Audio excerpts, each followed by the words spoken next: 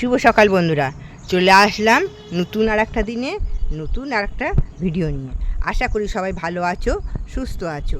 এই দেখো চলে এসেছি ছাদে, একদম আজকে ছাদে জামা কাপড়টা মেলতে আসলাম, মনে করলাম ভিডিওটা করেই ফেলি।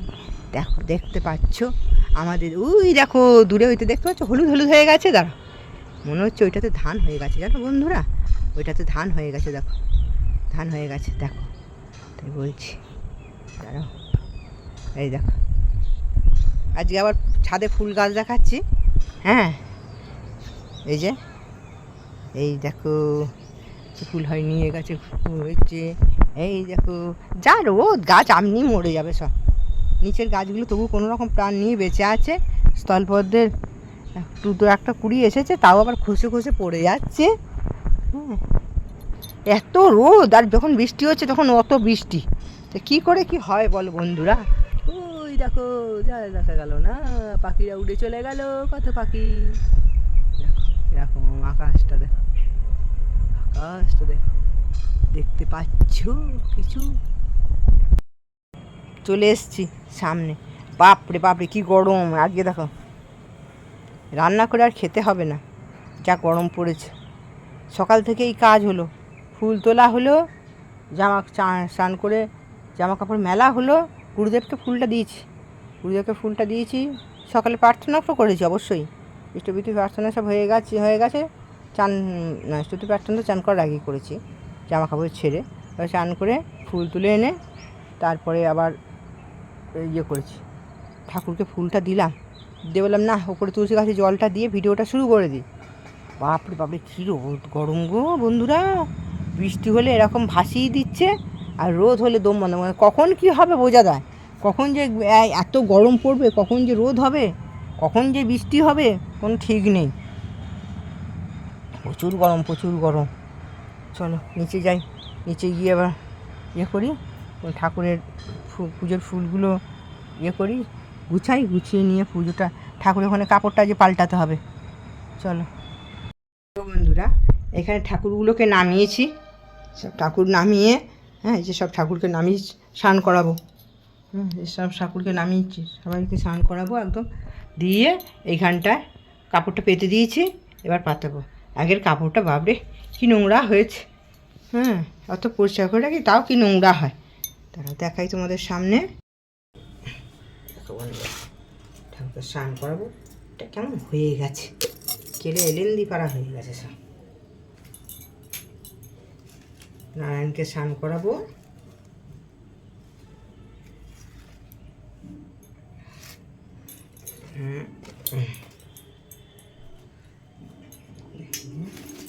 দিদি ভাইয়ের যে ধুতিগুলোকে আজকেই পরিয়ে দেবো, পুজো আসছে তো তাই না, একসঙ্গেই পরিয়ে দেবো।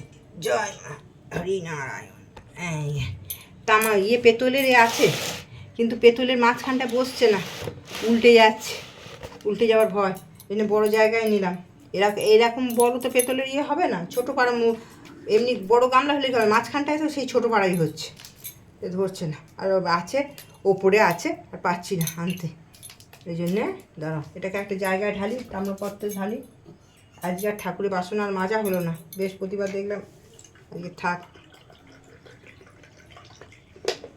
হরিনারায়ণায় নমঃ, হরিনারায়ণায় নমঃ, হরিনারায়ণায় নমঃ, হরিনারায়ণায় নমঃ, হরি হরায় নমঃ, কৃষ্ণ যাদবায় নমঃ, কেশবায় মাধবায়।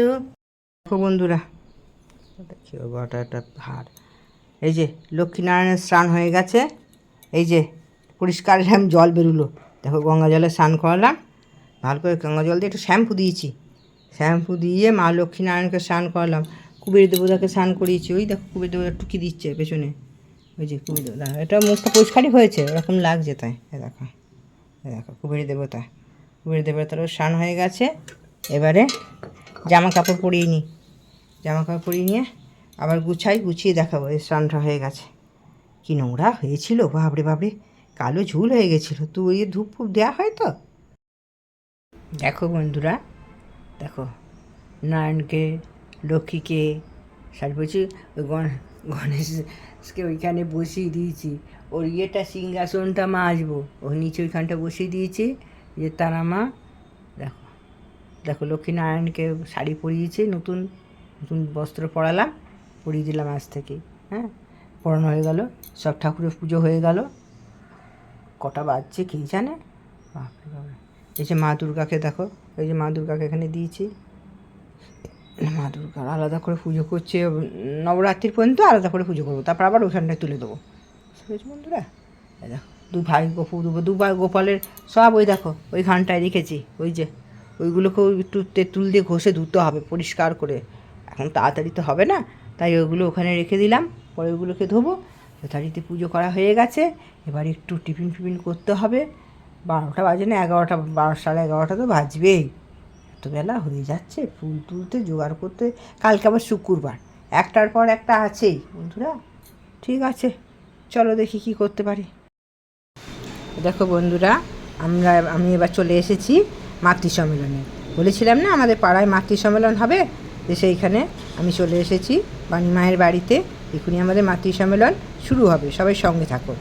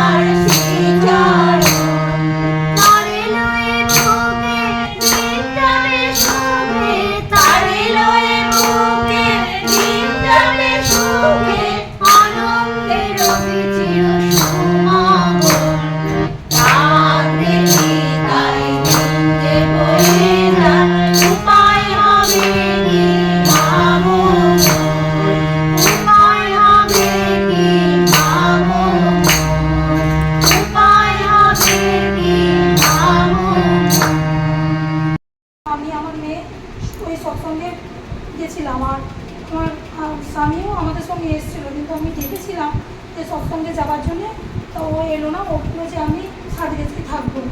তো সাদিকেতেই ছিল। এবার সৎসঙ্গ শেষ হয়ে গেলো, আমি দিদিভাইয়ের সঙ্গে বেরোলাম, বেরিয়ে বাইরে বেরিয়ে গেলাম, আমার হাজব্যান্ডকে ডাকলাম যে তুমি এসো বাড়ি যাবো। এবার ও কিছুক্ষণ পরে এলো, এসে দেখলাম একটু অন্য অবস্থায় ছিল, তাই জন্য আমি আমার মেয়ে ওর গাড়িতে চাপলাম না। আমি বললাম যে তুমি তাহলে এসো, আমি তাহলে টোটো করে চলে যাচ্ছি। তো আমার কিছুতেই শুনছে না, ও বলছে না আমার সঙ্গে এসো। আমি বললাম যে না, আমি এই অবস্থায় আমার মেয়েকে নিয়ে যাবো না, আমি মেয়েকে নিয়ে টোটোতে চলে যাচ্ছি। এই টোটোতে আমি আর মেয়ে চলে গেলাম, বাড়িও পৌঁছালাম। বাড়ি পৌঁছে এবার মেয়েটা 10টার সময় বেরিয়েছে, তাকে দুটো ভাত দিয়েছি, আর আমি এবার ভাতটা নিয়ে বসবো। তারপর থেকে তো হঠাৎ গ্রামে একজন খবর দিল যে পাওয়ার হাউসের কাছে অ্যাক্সিডেন্ট হয়েছে, রক্তাক্ত অবস্থায় রয়েছে।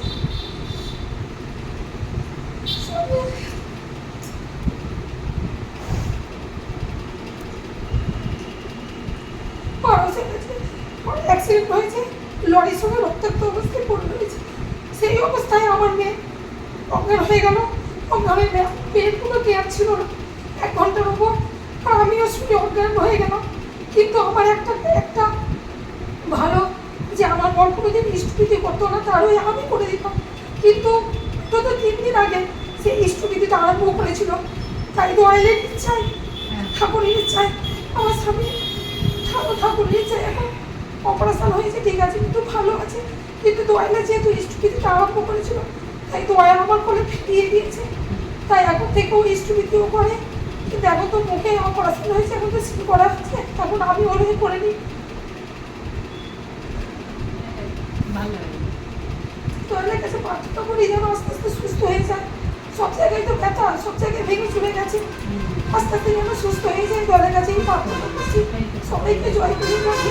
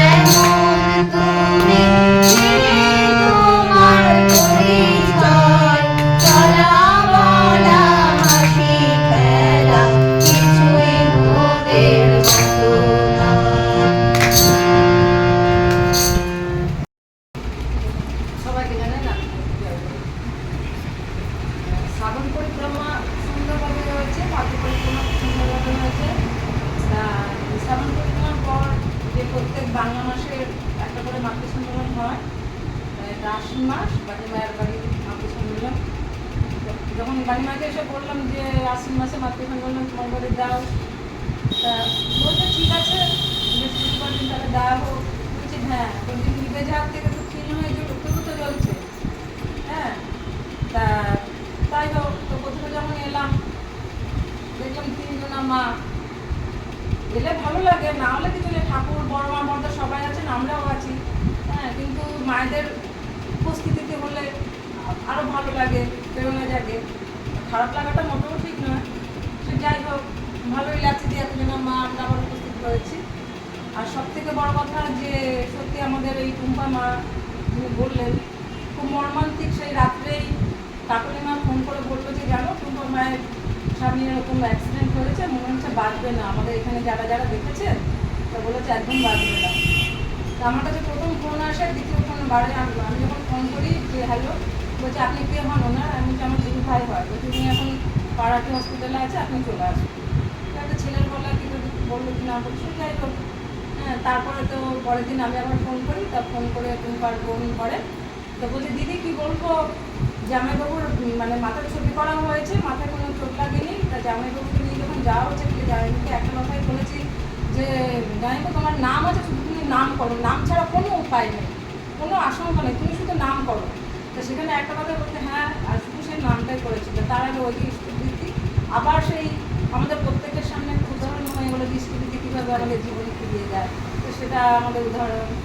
তা যাওয়া আসা কি তার মধ্যে কি যে আমাদের একমাত্র সঙ্গী ছিল, মাঝেও ঠাকুর আছে, আমরা চলে যাবো তখন ঠাকুর থাকবে, কিন্তু যিনি থাকবেন সবসময় আমাদের সঙ্গে, আমরা সবাই তাকে নিয়েই চলবো, আমরা সবাই আনন্দে থাকবো তাকে নিয়ে। এই বলে প্রত্যেকের মঙ্গল কামনা করে রাখছি। আজকে আবার চলে আসলাম গুড নাইট করতে। আজকে মাতৃ সম্মেলন ছিল, ছবিগুলো সব তুলেছি, ছাড়া হবে। কালকে সন্ধেবেলায় কিছু মানুষের কথা শুনে খুব খারাপ লাগলো। ঠাকুরকে বললাম তোমার যাই ইচ্ছা তাই হবে। যাই হোক, আজকে মাতৃ সম্মেলন খুব সুন্দর হলো। তাই মানুষের মধ্যে এত বিষ, কার দোষ ধরবো সবসময় মানুষের চিন্তা করে বেড়ায়।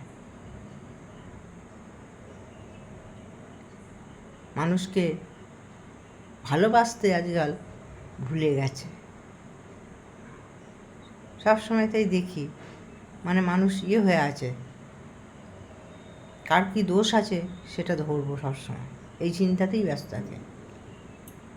মাতৃ সম্মেলন এটা আলাদা ব্যাপার, তার জন্য যে মাতৃ সম্মেলনটা হলো সেটা আলাদা। আরও কিছু কিছু মানুষ আছে বিষাক্ত সাপের মতো, কার উপর বিষ উগলাবো সেই চিন্তায় থাকে, এড়িয়ে চলতে চায়, তারা বুঝে না বা সত্যি এড়িয়ে চলবো। ঠিক আছে, আজকের ভিডিওটা এখানেই শেষ করলাম। সবাই ভালো থেকো, সুস্থ থেকো। আবার আসছি নতুন দিনে নতুন আর একটা ভিডিও নিয়ে। গুড নাইট, জয় গুরু বন্ধুরা।